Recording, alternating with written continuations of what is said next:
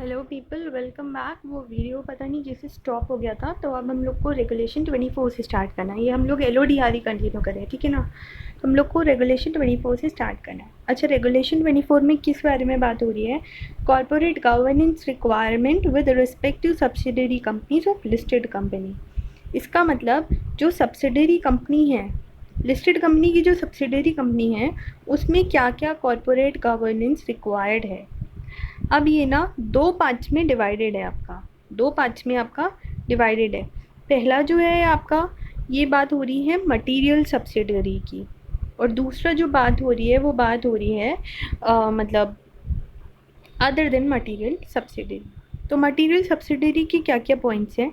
Material subsidiary के points हैं कि एटलीस्ट वन इंडिपेंडेंट डायरेक्टर क्या होना चाहिए, at least one independent director on the board of director shall be directed on the board of director of unlisted material subsidiary. इसका मतलब ये हुआ कि जो लिस्टेड है, जो लिस्टेड एंटिटी है जिसकी मटेरियल सब्सिडरी है, जिसकी मटेरियल सब्सिडरी है, तो इस लिस्टेड एंटिटी का अब सब्सिडरी का मतलब क्या हुआ? पेरेंट का सब्सिडरी एक तरह से कंपोनेंट हुआ, उसका चाइल्ड कह सकते हो आप। तो लिस्टेड एंटिटी में जो एक इंडिपेंडेंट डायरेक्टर है वो क्या होना चाहिए? शेल बी अ डायरेक्टर, मतलब मटीरियल जो उसकी अनलिस्टेड मटीरियल सब्सिडरी है ना, उसका वो क्या होना चाहिए? वो डायरेक्टर होना चाहिए। जो इसका मतलब जो पापा का इंडिपेंडेंट डायरेक्टर है, वो बेबी का क्या होना चाहिए? बेबी का वो डायरेक्टर होना चाहिए।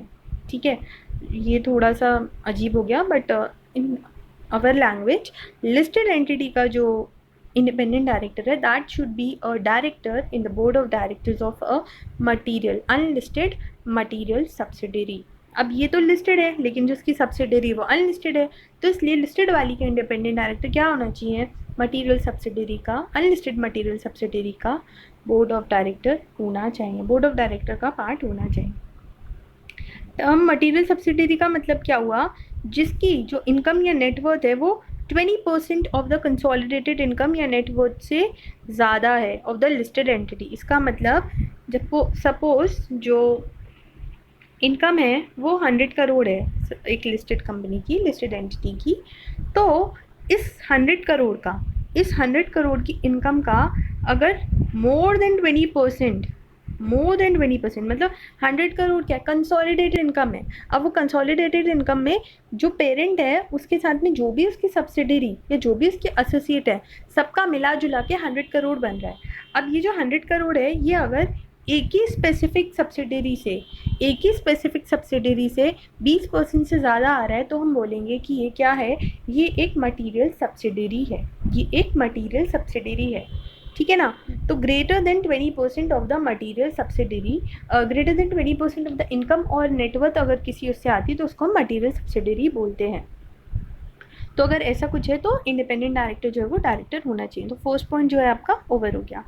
फिर उसके बाद में आपके दो पॉइंट्स इसी में ही और कंसर्न है, इसी मटेरियल सब्सिडरी से ही, कि जो लिस्टेड एंटिटी है shall not dispose of shares in its material subsidiary resulting in reduction of its shareholding to less than 50% और cease the exercise of control over the subsidiary without passing SR in general meeting. However, no special resolution would be required in a case where such divestment is made under the scheme of arrangement duly approved by a tribunal or such event is disclosed on recognized stock exchange within 1 day of the resolution plan being approved. इसका मतलब इन्होंने ये बोला कि जो listed entity है, जो listed entity है वो डिस्पोज नहीं कर सकती है shares in its material subsidiary, जिसकी वजह से जो मटेरियल सब्सिडरी है, जिसकी वजह से जो मटेरियल सब्सिडरी है उसका जो शेयर है वो 50% से कम हो जाएगा, या फिर वो अपना कंट्रोल खो देगा, या फिर वो अपना कंट्रोल खो देगा over the subsidiary without passing SR in general meeting. मतलब जब तक वो SR पास नहीं कर देता, जो लिस्टेड एंटिटी जो पेरेंट है वो जब तक SR पास नहीं कर देता है तब तक वो क्या नहीं कर सकता है, तब तक वो डिस्पोज नहीं कर सकता है shares in material unlisted subsidiary company, जिसकी वजह से क्या हो सकता है, उसका जो रिडक्शन है शेयर होल्डर का टू लेस देन 50% हो जाएगा, या फिर वो कंट्रोल ही खो देगा। मतलब वो एक तरह से अगर अपने शेयर्स बेच देगा मटीरियल सब्सिडरी में डिस्पोज कर देगा मटीरियल सब्सिडरी के शेयर्स को, मतलब जितनी उसने होल्डिंग कर रखी है।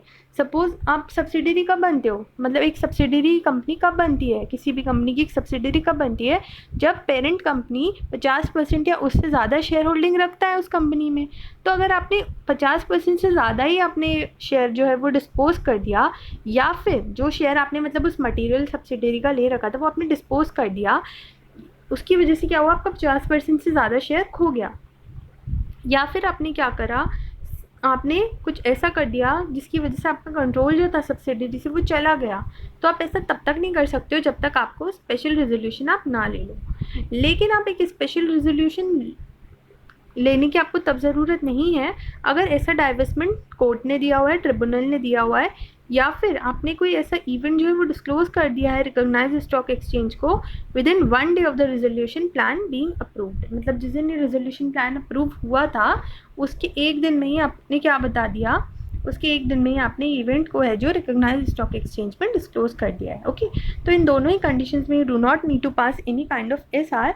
लेकिन अदरवाइज आपको क्या करना होगा, if you are a listed entity और if you are disposing the shares, जो आपके शेयर्स आपके सब्सिडरी में थे, अगर वो आप डिस्पोज कर रहे हो जिसके बाद से क्या हो रहा है 50% से भी ज़्यादा आपका जो शेयर है वो रिड्यूस हो जा रहा है, या फिर आप कंट्रोल ही खो दे रहे हो अपनी सब्सिडरी से, तो ऐसे केस में फिर क्या होगा, you need to pass in SR. उसके बाद में इन्होंने दिया हुआ है कि आप सेल नहीं कर सकते हो या डिस्पोज नहीं कर सकते हो या लीज नहीं कर सकते हो एसेट को।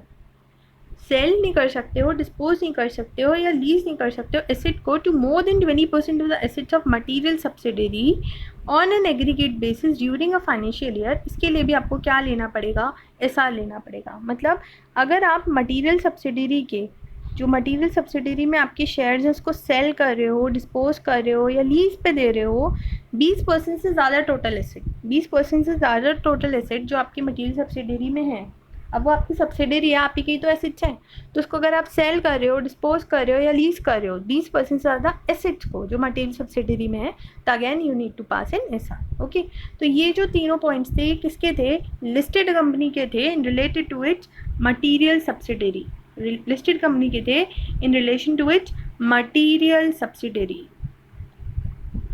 और ये मटीरियल सब्सिडरी क्या है, इन्होंने इसके आगे लिखा हुआ है अनलिस्टेड। ठीक है, मटीरियल सब्सिडरी आप ध्यान रखो, अनलिस्टेड हो चाहे लिस्टेड हो। तो 3 पॉइंट कौन कौन से हो गए। फर्स्ट पॉइंट हुआ कि जो इंडिपेंडेंट डायरेक्टर है वो डायरेक्टर होना चाहिए। सेकेंड पॉइंट किसके बारे में बात हुई है, शेयर्स के बारे में बात हुई है, 50% से ज़्यादा मतलब रिड्यूस नहीं होना चाहिए, कंट्रोल मत खो देना, और अगर ऐसा कर रहे हो तो एसआर ले लो।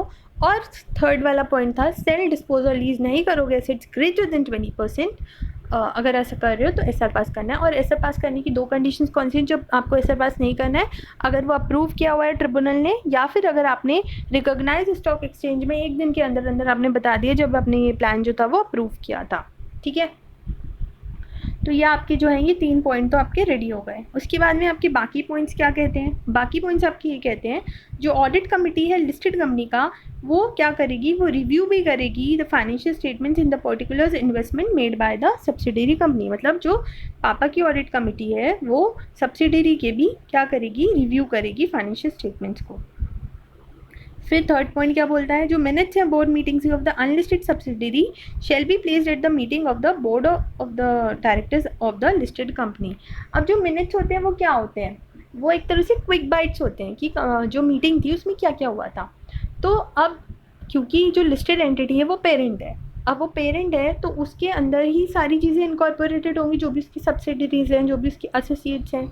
तो आपको क्या करना होगा, जो मिनट्स होंगे ना बोर्ड मीटिंग की, जो अनलिस्टेड मतलब जो सब्सिडरी की बोर्ड मीटिंग्स में जो भी मिनट्स हुए थे वो भी आप क्या करोगे, वो भी आप प्लेस करोगे बोर्ड ऑफ डायरेक्टर्स की जब लिस्टेड एंटिटी की मीटिंग होगी। लिस्टेड एंटिटी में जब बोर्ड ऑफ डायरेक्टर की मीटिंग होगी तब यू हैव टू प्लेस, एक इमेज फॉर्म कर लो ना अपने आगे। सपोज जो आपकी ए है वो क्या है, वो लिस्टेड एंटिटी है, और जो बी है वो क्या है, उसकी सब्सिडरी है। तो सब्सिडरी की जो भी मिनट्स होंगे वो वहाँ जाएंगे। ऑडिट कमेटी जो ए की करेगी वो बी की फाइनेंशियल स्टेटमेंट्स को भी रिव्यू करेगी। ऐसे करके आप अपने माइंड में इन पॉइंट्स को याद कर सकते हो। फिर उसके बाद में जो आपका नेक्स्ट पॉइंट है वो बात कर रहा है सिग्निफिकेंट ट्रांजेक्शंस और अरेंजमेंट्स के बारे में। तो जो मैनेजमेंट है अनलिस्टेड सब्सिडरी का, वो should bring to notice of board of director of listed entity a statement of all significant transactions and arrangements entered into by unlisted subsidiary. मतलब कुछ भी सिग्निफिकेंट ट्रांजेक्शन या अरेंजमेंट हुआ है वो क्योंकि उसका सब्सिडरी है तो उसको पेरेंट की नॉलेज में तो लाना ही पड़ेगा। तो ये वही दिया है कि जो भी आपकी मैनेजमेंट है, जो भी अनलिस्टेड सब्सिडरी का मैनेजमेंट है, वो जो लिस्टेड एंटिटी के लोग हैं, जो लिस्टेड एंटिटी के बोर्ड ऑफ डायरेक्टर हैं, उनकी नॉलेज में लेकर आएगा, उनके नोटिस में लेकर आएगा एक स्टेटमेंट जिसमें सारे के सारे सिग्निफिकेंट ट्रांजेक्शंस और अरेंजमेंट्स हैं। सो एक्सप्लेनेशन दिया हुआ है इसका, for the purpose of this regulation significant transaction का मतलब क्या हुआ, कोई भी इंडिविजुअल ट्रांजेक्शन या अरेंजमेंट जो 10% से ज़्यादा टोटल रेवेन्यू या टोटल एक्सपेंस का है। तो अगर कुछ भी ऐसा हुआ है तो उसका स्टेटमेंट भाई पेरेंट को तो पता होना ही चाहिए ना। लाइक आपके पेरेंट्स आपको पॉकेट मनी देते हैं एंड अगर आपको सपोज ज़्यादा मनी की रिक्वायरमेंट होती है किसी दिन, तो you need to give the explanation कि पापा मैंने ये एक्सपेंस यहाँ किया है।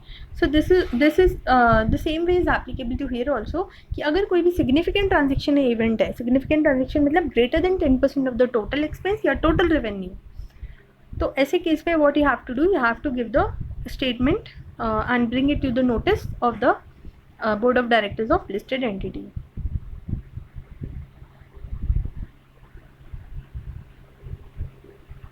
तो ये वाले पॉइंट्स तो कवर मैंने करवाई दी। फिर उसके बाद में अब हम आते हैं अपने नेक्स्ट टॉपिक पे। एक लाइन इन्होंने यहाँ दी हुई है, where a listed entity has a listed subsidiary which itself is a holding company, the provisions of this regulation shall apply to listed company in so far as the subsidiaries are concerned. So basically इन्होंने ये बोला है कि listed entity की subsidiary भी अगर listed entity है और वो listed entity भी किसी की parent है, किसी की होल्डिंग है, तो ऐसे केसेस में आप जो है वो सिर्फ और सिर्फ अपनी सब्सिडरी, मतलब लिस्टेड एंटिटी जो है वो सिर्फ और सिर्फ अपनी सब्सिडरी तक ही एसोसिएटेड रहेगी। उसको मतलब नहीं है फिर कि the provisions of this regulation shall apply to the listed subsidiary in so far as its subsidiaries are concern. मतलब जो पर्टिकुलर लिस्टेड एंटिटी है वो सिर्फ अपनी लिस्टेड एंटिटी से ही कंसर्न होगी, फिर उसको ये नहीं है कि वो उसकी सब्सिडरीज को भी जो है वो इंक्लूड कर रही है। ओके फिर उसके बाद में आपका जो मेन आता है वो ये नेक्स्ट टॉपिक आता है, common obligations of listed entity. तो जनरल ऑब्लिगेशन क्या है, जो लिस्टेड एंटिटी है उसको इंश्योर करना होगा कि जो भी उसकी केएमपी डायरेक्टर प्रमोटर है या कोई भी इंपॉर्टेंट अदर पर्सन है जो कंप्लाई कर रहा है वो अपनी रिस्पॉन्सिबिलिटीज़ और ऑब्लिगेशंस के साथ में या नहीं। तो अब अपने ऑब्लिगेशंस तो लगा दी, सेबी एलओडीआर 2015 तो आ गया, अब कंप्लायंस हो रहा है या नहीं हो रहा है ये चीज़ भी तो चेक करनी होगी। So listed entity shall appoint a qualifying company secretary as the compliance officer. तो अब यहाँ रूल आएगा सीएस का, वो ये चेक करेगा कि जो भी एलओडीआर ऑब्लिगेशंस हैं वो ठीक से सेटिस्फाई हो रहे हैं या नहीं हो रहे हैं। तो कंप्लायंस ऑफिसर किस किस चीज़ के लिए रिस्पॉन्सिबल होगा, वो ये इंश्योर करेगा कि जो कन्फर्मिटी है विद रेगुलेटरी प्रोविजंस एप्लीकेबल वो इन लेटर एंड स्पिरिट, वो मतलब हो रहे हैं या नहीं हो रहे हैं, कोऑर्डिनेशन हो रहा है या नहीं और रिपोर्टिंग हो रही है या नहीं बोर्ड के साथ में। Also, it has to ensure that correct procedures have been followed that would result in correctness of information filed by listed entity under the regulation, and वो मॉनिटर करेगा email address of grievance redressal division का। क्या क्या चीज़ें करेगा वो, conformity को ensure करेगा, करेक्ट प्रोसीजर्स देखेगा फॉलो हो रहे हैं या नहीं हो रहे हैं, इन करेक्टनेस ऑफ इन्फॉर्मेशन जो दी है, कोऑर्डिनेशन हो रहा है या नहीं बोर्ड ऑफ डायरेक्टर्स के साथ में, और ईमेल एड्रेस को वो मॉनिटर करेगा। शेयर ट्रांसफ़र एजेंट क्या है, जो लिस्टेड एंटिटी है वो shall appoint a share transfer agent और manage the share transfer facility in house. फिर उसके बाद में बात हो रही है क्वार्टरली कंप्लायंसेस की। तो ये क्वार्टरली कंप्लायंसेस क्या है, ये it's not that important, but हाँ ये 21 डेज़ 15 डेज़ ये चीज़ आपको पता होनी चाहिए फॉर MCQ पर्पज़। तो इसमें बेसिकली क्या हुआ है, regulation 13 subsection 3 grievance redressal mechanism. तो जो लिस्टेड एंटिटी है वो फाइल करेगा रिकॉग्नाइज स्टॉक एक्सचेंज के साथ में क्वार्टरली बेसिस में within 21 days from the end of each quarter एक statement giving the number of investors complaints pendings at the beginning of the quarter, those received during the quarter and disposed of during the quarter, and those remaining unresolved at the end of quarter. अब ये एक grievance redressal mechanism की बात हो रही है, तो ये बेसिकली ना ये LODR में ही कंप्लाइंसेस हैं कि मतलब जो भी शिकायतें आ रही हैं वो किस तरह से डील हो रही हैं। तो जो लिस्टेड एंटिटी है ना उसको क्या देना होगा, उसको 21 दिन के अंदर, मतलब एक क्वार्टर एंड हुआ उसके 21 डेज़ के अंदर अंदर उसको एक स्टेटमेंट देना होगा कि ये इन्वेस्टर्स की कंप्लेन आई थी, इतनी रिजॉल्व हो गई, इतनी पेंडिंग है। तो 21 दिन के अंदर अंदर क्या देना होगा, एक रिकॉग्नाइज स्टॉक एक्सचेंज के साथ में उनको बेसिकली एक रिपोर्टिंग करनी होगी, उनको एक रिपोर्टिंग करनी होगी रिकॉग्नाइज स्टॉक एक्सचेंज को। दूसरी बात हो रही है अबाउट योर कॉरपोरेट गवर्नेंस की रिपोर्ट। तो कॉरपोरेट गवर्नेंस की रिपोर्ट के बारे में भी आपको क्या करना होगा, आपको 21 डेज़ के अंदर अंदर from the close of quarter 21 days के अंदर अंदर आपको क्या करना होगा, आपको रिपोर्ट करना होगा। ये ना 21 डेज़ हो गया है, this has been changed to 21 days. तो अदर रिपोर्टिंग रिक्वायरमेंट को भी आपको जो है वो 21 डेज़ के अंदर अंदर यू हैव टू रिपोर्ट। फिर उसके बाद में holding of specified securities and share holding pattern. जो लिस्टेड एंटिटी है वो शेयर होल्डिंग पैटर्न मतलब सिक्योरिटीज़ होल्ड करना और शेयर होल्डिंग पैटर्न के बारे में कैसे इन्फॉर्म करेगा रिकॉग्नाइज स्टॉक एक्सचेंज को 1 day prior to listing of the stock exchange on a quarterly basis within 21 days from the each quarter। ये भी 21 days from the each quarter के एंड में आपको क्या करना पड़ेगा, इसके बारे में भी हैव टू रिपोर्ट। फिर within 10 days of any capital restructuring of the listed entity resulting in any change exceeding 2% of the total paid up share capital। अब सपोज कोई कैपिटल रिस्ट्रक्चरिंग हुई, कुछ चेंज आया और उस चेंज की वजह से क्या हुआ, जो चेंज है उसकी वजह से रिजल्ट हुआ a change exceeding 2% of the total paid up share capital. तो 2% of the total paid up share capital से ज़्यादा का अगर चेंज हो गया है तो उसके 10 दिन के अंदर अंदर यू हैव टू रिपोर्ट। और ये जो है 1 day prior to listing and within 10 days of any, ये ना अलग अलग पॉइंट्स हैं। सो बेसिकली क्या है, ये 1 day prior to listing of it securities on stock exchange, मतलब अगर कोई नई सिक्योरिटी आप लिस्ट कर रहे हो तो उसके एक दिन के पहले बता दो। फिर क्वार्टरली बेसिस पे उसका क्या करो, रिपोर्टिंग करो और उसको 21 दिन वाला बता दो। फिर उसके बाद में इन्होंने दिया कि अगर कुछ कैपिटल रिस्ट्रक्चरिंग हुई है तो उसके 10 दिन के अंदर अंदर आपको बताना होगा। अच्छा, फिर बात हो रही है डेविएशंस की। तो एक लिस्टेड एंटिटी को सबमिट करना होगा फॉलोइंग स्टेटमेंट अगर कोई डेविएशंस हैं if any in the use of proceeds from the objects, मतलब जो आपने यूज़ किए हैं और जो आपने मेंशन किया हुआ था एक्सप्लेनेटरी स्टेटमेंट में, ऑफर डॉक्यूमेंट में जो आपने मेंशन किया हुआ था, एक्सप्लेनेटरी स्टेटमेंट में आपने मेंशन किया हुआ था, उससे आपने प्रोसीड्स को डिफरेंट वे में यूज़ किया है, तो उसके डेविएशंस को आप बताओ। और indicate category wise variation between projected utilisation of fund made by its offer to the notice and actual utilisation, मतलब जो आपने प्रोजेक्शन करी थी कि इतना हम यूटिलाइज़ कर लेंगे फंड्स और जो एक्चुअल यूज़ हुआ है उसको आप इंडिकेट करो कि ये डिफरेंस आया, और जो deviations I use of proceeds के उसके बारे में आपको बताना होगा। अच्छा, ये आपको कब बताना होगा, ऑन अ क्वार्टरली बेसिस। ये आपको कैसे बताना होगा, ऑन अ क्वार्टरली बेसिस। इसमें इन्होंने विद इन 21 डेज़ नहीं बोला, इसमें इन्होंने क्या बोला है, सिंपली क्वार्टरली बेसिस बोला है। और जो लिस्टेड एंटिटी है shall submit quarterly and year to date standalone financial statements to the stock exchange within 45 days from the end of each quarter other than last quarter. तो इसमें क्या है, quarterly और year to date वाले मतलब overall financial results आपको 45 दिन के अंदर अंदर हर क्वार्टर के बताने होंगे to the entity recognise stock exchange. अच्छा, अदर देन लास्ट क्वार्टर क्यों बोला, अदर देन लास्ट क्वार्टर इसलिए बोला क्योंकि जब लास्ट क्वार्टर आ जाएगा उसके बाद तो you will have to tell ना कि टोटल हुआ क्या है, लेकिन जब तक आपका थर्ड क्वार्टर तक का जो रिजल्ट रहा है वो आपको 45 दिन के अंदर अंदर बताना होगा from the end of each quarter. तो ये आपका एक चार्ट है, बहुत अच्छा चार्ट है, इसी से ही कर लो। ये 21 हो गया है, 21 दिन के अंदर अंदर have to report on CG, then 21 दिन के अंदर अंदर यू हैव टू 21 दिन from the end of each quarter है, ठीक है। एक स्टेटमेंट्स में कंप्लेंट्स के बारे में है, फिर 21 दिन वाला ही शेयर होल्डिंग पैटर्न का है और इसमें 10 दिन वाला और 1 डे वाला है, 45 डेज क्वार्टरली और YTD वाला, और इन्होंने सिर्फ बोला है क्वार्टरली स्टेटमेंट जिसमें आपको डेविएशन इंडिकेट करना है और वेरिएशन इंडिकेट करना है। फिर उसके बारे में बात हो रही है कि बोर्ड ऑफ मीटिंग में उस प्रपोजल को रखने से पहले you have to intimate to recognise stock exchange कि ये प्रपोजल जो है ये हम लोग डिस्कस करने वाले हैं बोर्ड मीटिंग में। तो इसमें इन्होंने दिया हुआ है कि किस टाइप के प्रपोजल का आपको कितने दिन पहले इंटीमेशन देना होगा। इससे पहले वाला जो पार्ट था उसमें हम लोगों ने डिस्कस किया था कि हम लोग किस किस के बारे में स्टॉक एक्सचेंज को बताएंगे।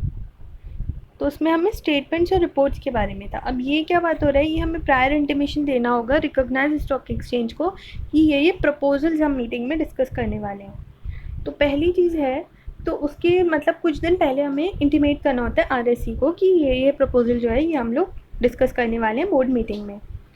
तो अगर प्रपोजल जो है वो बायबैक ऑफ सिक्योरिटीज़ के लिए है, या वॉलंटरी डीलिस्टिंग के लिए है, या फंड रेजिंग के लिए है, या डिक्लेरेशन और रिकमेंडेशन के लिए है, या इशू ऑफ कन्वर्टेबल डिबेंचर्स के बारे में है, डिक्लेरेशन ऑफ बोनस के बारे में, तो 2 वर्किंग डेज पहले you have to intimate. Financial results के बारे में तो 5 डेज पहले, नोटिस ऑफ रिकॉर्ड डेट के बारे में तो 7 डेज पहले, और अगर कोई ऑल्टरेशन कर रहे हो फॉर्म ऑफ सिक्योरिटीज़ में, ऑल्टरेशन कर रहे हो डेट में, तो 11 वर्किंग डेज पहले।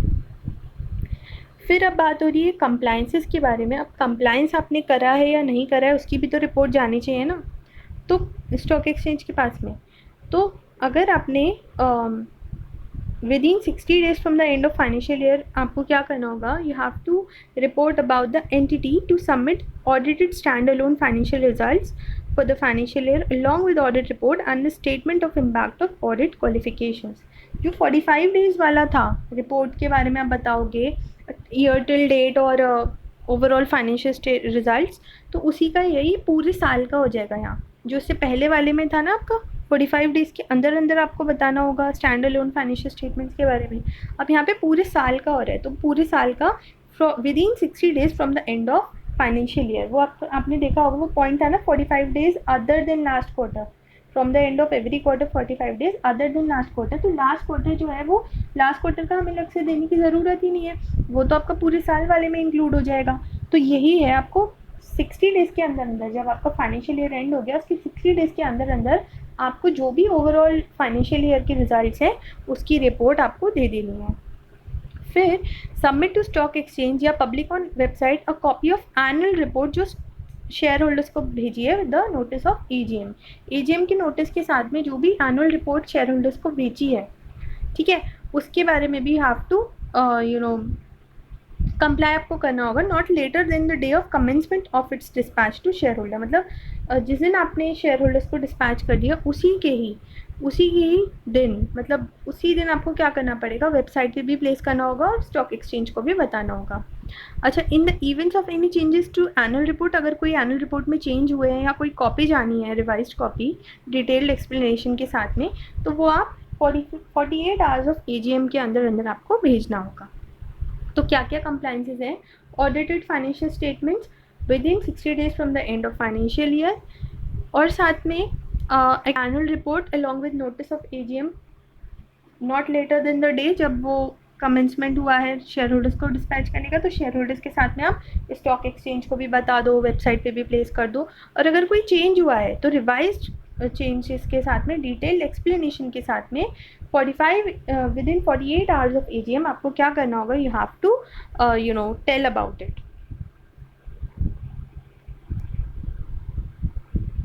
तो within 48 hours of AGM के अंदर अंदर आप क्या करो, रिवाइज कर दो और क्या ले लो, डिटेल्ड एक्सप्लेनेशन। अब ये जो कॉर्पोरेट गवर्नेंस वाला पॉइंट है ना, इसमें बहुत सारी आपकी कमिटीज़ हैं, सो इसको मैं नेक्स्ट वीडियो में ही कवर करूँगी एंड उसके बाद में ये वाला जो चैप्टर है ये ख़त्म हो जाएगा। Okay, so I am ending this chapter, I am ending this video hair and जो नेक्स्ट पार्ट है उसमें LODR वाला पोर्शन ख़त्म हो जाएगा एंड फिर बाकी कुछ वीडियोज़ में आपका SEBI वाला भी फिनिश हो जाएगा। Okay, so I hope it helps and thank you so much.